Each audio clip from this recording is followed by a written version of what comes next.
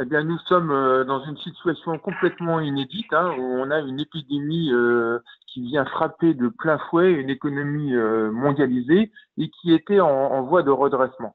Alors, on sait aujourd'hui que les conséquences de cette épidémie seront extrêmement importantes. On sait aussi qu'un jour, ça s'arrêtera, puisque le jour où on aura trouvé un vaccin et où le jour où la propagation du virus sera endiguée, eh bien, les économies se redresseront. Le problème, c'est qu'on n'a pas de timing, hein, on ne sait pas quand on sortira de cette crise.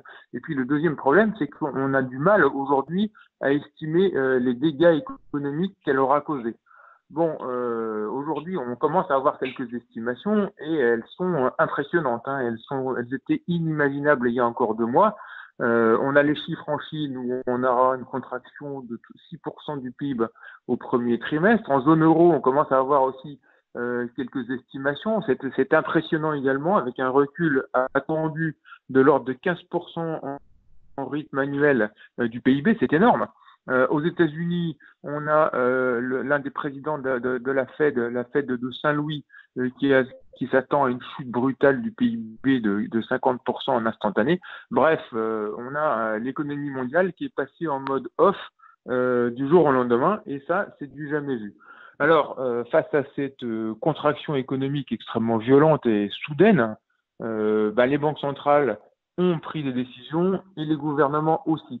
C'est pour ça que là, les marchés se stabilisent quelque peu. Bon, les banques centrales, elles ont annoncé pour la Fed une baisse des taux, hein, donc les taux américains sont revenus à leur plus bas niveau de 2009, et les deux banques centrales américaines et européennes ont décidé d'élargir leur programme ou de reprendre leur programme d'achat de titres.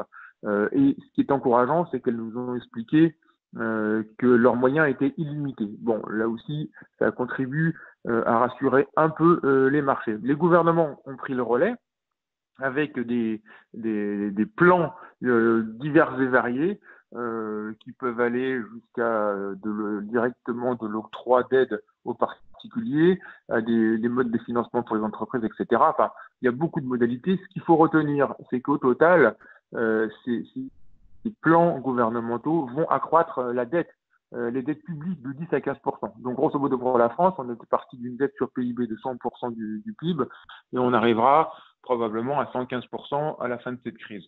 Bon, tant mieux, il faut le faire parce que ça permet de sauvegarder ce qui peut l'être. Et ce qu'il faut surtout, pendant cette période délicate, c'est éviter qu'il y ait le maximum de dégâts, c'est-à-dire de faillites d'entreprises, parce qu'on voit bien l'enchaînement négatif que ça peut produire sur justement des suspicions entre banques et un marché du crédit qui se grippe complètement. Alors, qu'est-ce qu'on peut faire dans une telle situation? On a très peu de visibilité finalement, hein. On peut se dire que si on a un investisseur de très long terme, il y a quand même des actifs qui redeviennent un peu intéressants. Là aussi, je dis bien pour le moyen terme, parce qu'il peut y encore avoir beaucoup de volatilité et de baisse supplémentaires.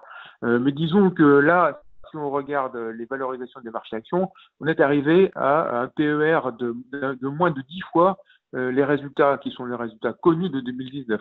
Alors évidemment, si cette année on a des baisses de 25 à 30% des bénéfices, probablement qu'on les aura d'ailleurs, du coup le PE serait plutôt 13 ou 14. Mais ça reste, je dirais, des niveaux qui commencent à être raisonnables en tout état de cause.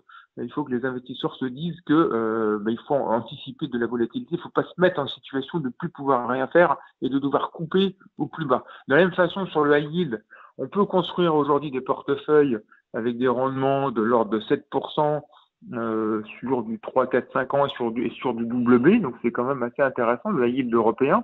Donc là aussi, on considère que c'est des niveaux qui peuvent attirer un certain nombre d'investisseurs qui ont du temps et qui n'auront pas de problème de liquidité, hein, donc acheter dans une optique de buy and hold. On peut faire à peu près la même chose sur un panier d'une cinquantaine de lignes de convertibles européennes et internationales avec 6 à 7% de rendement. Donc, de la même façon, sur la dette émergente, on retrouve là aussi des rendements de l'ordre de 7% avec des devises qui ont encore baissé, mais aussi dans une optique de buy and hold. En résumé, on peut peut-être commencer à prendre quelques positions de moyen terme. Il est évident que la visibilité étant tellement faible aujourd'hui et la situation tellement inédite qu'il faut considérer qu'il peut encore y avoir de la volatilité et prévoir des munitions en quelque sorte pour éventuellement reprendre des positions si jamais la correction devait se poursuivre.